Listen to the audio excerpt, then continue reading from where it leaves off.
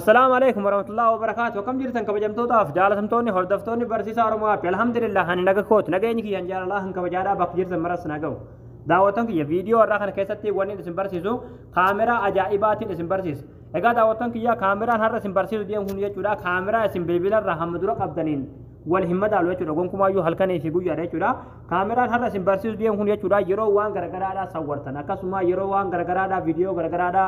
qarrastan ta'e sawwartan ta'e jechuudha akkasuma suuraa gargaraadha yeroo kaaftan jechuudha qulqullina ajaa'ibaa kanaan isiniif kaasa jechuudha kaameraa isin hamma dura bilbila irraa qabdan kaameraa orjinaala bilbila irraa qabdan hixifiidha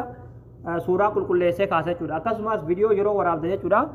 foorkeratti waraaba jechuudha kaameraa ajaa'ibaatiin isin barsiisa egaa daawwattan kiyyaa viidiyoo kana laayik gochuudhaan jalqabaa jechuudha akka ni waan gaarii waan bareedaa waan isin fayyadu yeroo hunda barbaannee isiniif maxxansu isinis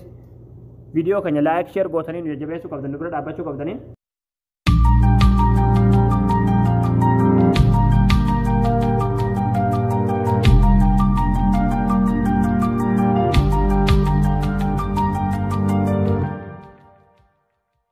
هيا دعوتكم كيا لينكي كاميرا كنادا بكرا غدبو فتن يوكين بكرا داونلود غدتن ديسكريبشن بوكس فيديو ملالا جرتن كن جلان سنيف کا اكس كومنتي اولا جلان سنيفين کا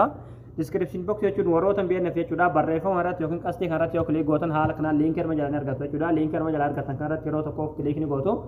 akkasuma yeroo komentii barreessuudhaaf irra galtan jechuudha bakka komentii waan yeroo irra galtan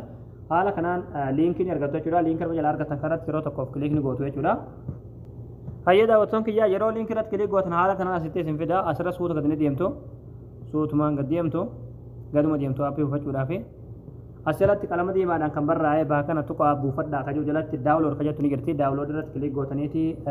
kaamericha gadi buufattanii hayyee daawwattan kiyyaa yeroo kaamericha gadi buufattanii irra galtan kaameraan haala kanaan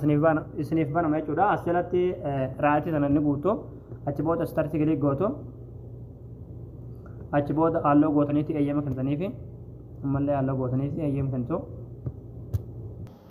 egaa daawwattoon kiyyaa kanuu akkuma sirriitti argaa jirtan jechuudha HD jechuudha qulqullinni isaa jechuudha kaameraa isin amma dura bilbila irraa qabdan kaameraa orjinaala kan bilbilaa wajjin dhufuun wal hin madaalu jechuudha gonkumaa jechuudha asirratti yoo barbaadan qulqullina isaa dabaluu dandeessa jechuudha sarara sadiin kan kilikii ni gootu achi booda seetingii kilik ni gootu achi booda haala kanaan kwalitii kanarratti kilik ni gootu kwalitii isaa hanga barbaadan dabaluu dandeessa jechuudha foorkii irraa kaayituu barbaadanis fuula HD irraa kaachuu barbaadanis haala kanaan jijjiirtanii seetingii isaadhaa keessa hunda sirreeffachuu ni dandeessan jechuudha akkasuma fiiltaroota garagaraadhaan ni qaba jechuudha akkuma sirriitti margaa jirtan jechuudha akkasuma selfii of kaasuu yoo barbaadan illee jechuudha haala kanaan deebisuu dandeessan jechuudha waa hedduutu jira jechuudha as keessa seetingii hedduu qaba jechuudha fiiltaroota hedduu qaba keessa deemtanii tokko tokkoon filattanii kan isinitti tole fayyadamuu dandeessan jechuudha kaameraa ajaa'ibaati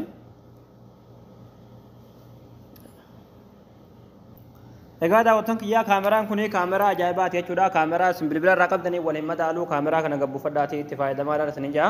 barnoonni keenya har'aadhaa asirratti raawwataa barumsa bareedaa barumsa haaraa argachuudhaaf chaanaala keenya haaraa yoo taatan sabskiraayib gootanii maatii keenya ta'uu gatinaadha akkasumas viidiyoo keenya kana namni baay'een argee kan raaffaatamu laayik sheer waliif godhaadha barumsa birootti nagalti deebinutti waan hordoftaniif galatooma